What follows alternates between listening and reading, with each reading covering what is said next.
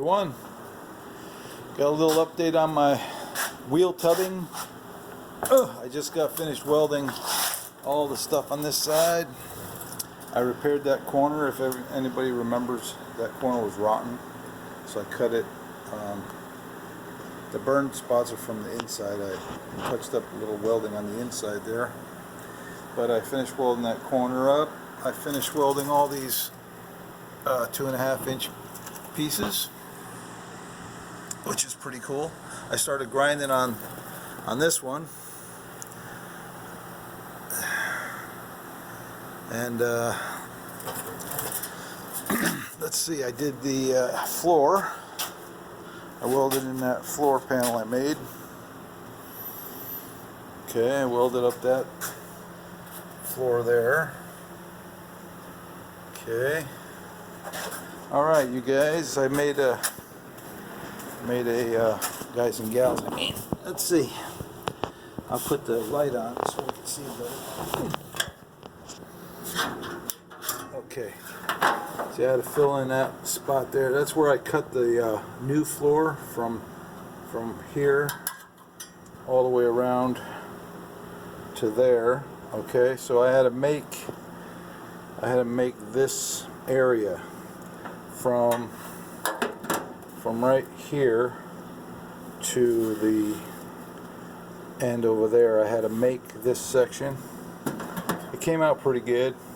I used a lot of templates and stuff like that. I had to make that section over there, or right here. I just put a piece on top. I wasn't worried about butt welding that piece so much, but I wanted this one to come out pretty nice. All I had to do is grind everything. Started with a template. Let's see, I got this template right here.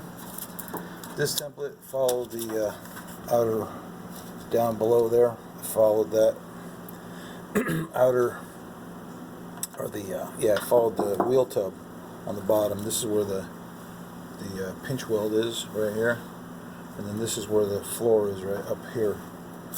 Okay, so I made that first, then I clamped it into place where I wanted it, and then I made each piece. I made 3 different pieces. I made this piece, then this piece, and then this piece, and then I welded it all together.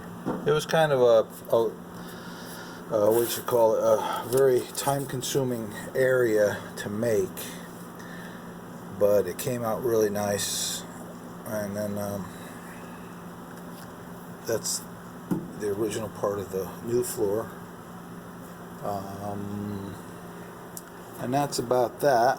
And I welded up all those seams and things and all that stuff. I welded up all that stuff. Now I got to just grind everything. Okay, let's see. I did underneath there too. I made that a piece that welds to the top there.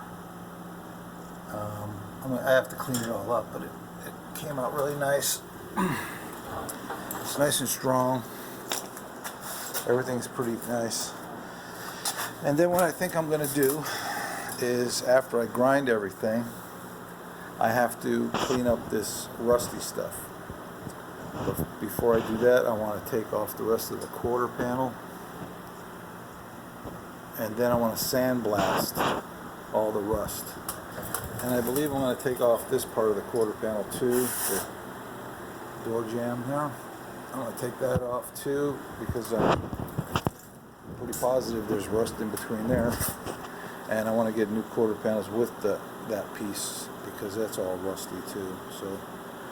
So I think my next project would be putting the door on, making sure the door is lined up with the quarter panel. That way, when I take those panels off, the new quarter panel will be lined up with the door. I think that's the way I'm going to do it. Hopefully everything fits nice. I got to find bolts for the hinges.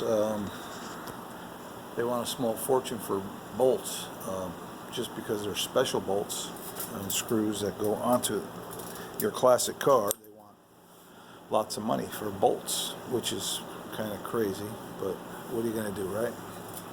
I guess I can go to the hardware store and see what they have.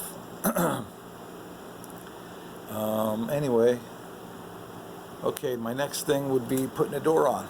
I'm going to go get the door and the hinges and put that together, and that's going to be a few hours worth of work, I'm sure. Lining everything up, trying to adjust those hinges. And then after I get the door lined up with the quarter, I'm going to take the quarter off, the rest of it. That way I have access underneath. I have access to underneath there, and I can push it outside, sandblast all the rust, and fix all the holes. I'm going to fix all them holes so it's not a Swiss cheese car. It's going to be an American cheese car. Anyway, that's that. So we're going to go grinding. Let's see. I got a weld spot right there from inside.